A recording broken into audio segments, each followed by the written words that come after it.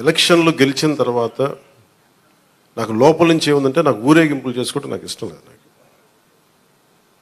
పనిలోకి వెళ్ళాలనుకున్నాను. ముందు కృతజ్ఞతని ఎలా చెప్పగలను?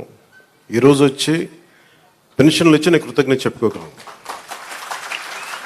ఎందుకంటే నేను ఒకటి పెట్టుకుంది ఏంటంటే, ఒక సభ పెట్టాలి అంటే చాలా శ్రమ అవసరం అవుతుంది.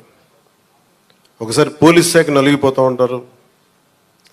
చాలా వనరులు, మానవ వనరుల దగ్గర నుంచి అన్ని రకాల వనరులు చాలా అత్యవసరం అయితే తప్ప అది ముందుకు తీసుకెళ్ళకూడదని అనుకుంటాను.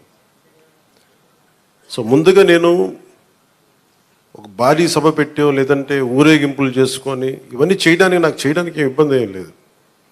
కానీ చేస్తే చాలా విలువైన మీకోసం పనిచేసే సమయం పోతుంది. పైగా నేను తీసుకునేవి చాలా కీలకమైన శాఖలు: పంచాయతీరాజ్ శాఖ,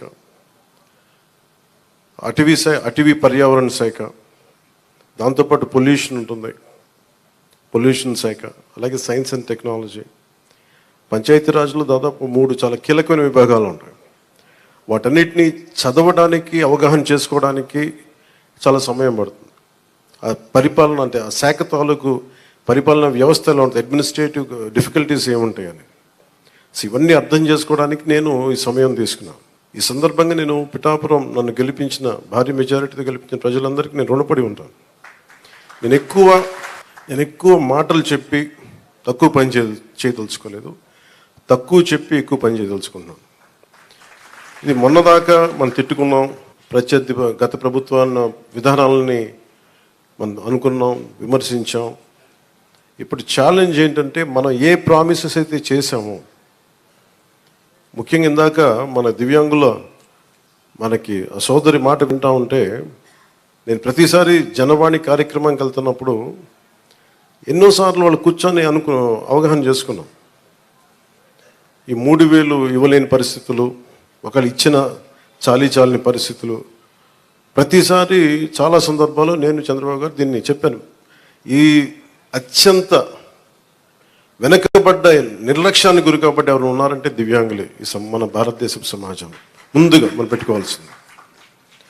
సో ఆ దాంట్లోనే అంటే ఆ క్రమంలో ముందుగా ఈరోజు మేము మాట్లాడుకున్నప్పుడు చాలాసార్లు చెప్పాను ఇట్లాంటివి ఉండాలి. అలాగే స్కిల్ డెవలప్మెంట్, ఇలాంటి మీరు చూస్తే మొదటి ఈ పెన్షన్లో పెన్షన్ విధానం గత ప్రభుత్వం మాట్లాడుతున్నప్పుడు, ఇందా కృష్ణరాజు గారు మాట్లాడుతా, మేము వస్తే ఈ పెన్షన్ విధానాన్ని రద్దు చేస్తారు, మేము దానికి కొన్ని ఇంతలు పెంచి ఇచ్చాం తప్ప తగ్గించలేదు.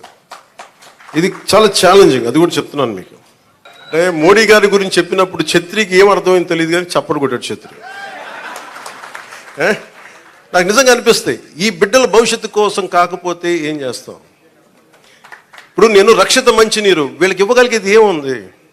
కనీసం తాగడానికి మంచి నీళ్ళు ఇవ్వగలగాలి, మంచి చదువు చెప్పించగలగాలి. వీళ్ళకి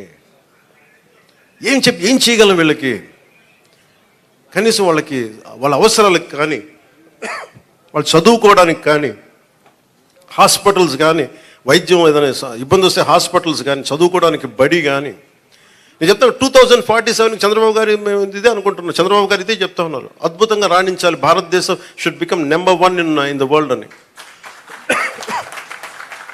మోడీ గారి కోరిక అదే.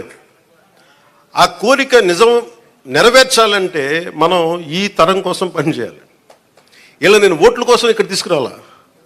వీళ్ళ గుండెలు చేసి చెప్తున్నా, వీళ్ళకి భరోసా ఇవ్వడానికి వచ్చాను, మేము ఉన్నాం. నా బిడ్డల కోసం నేను ఎంత తపన పడుతున్నా నాకు తెలియదు, కానీ అందరూ నా బిడ్డలే అనిపిస్తారు నాకు. ఈ బిడ్డల కోసం నాకు అనిపిస్తుంది, ఈ బిడ్డల కోసం.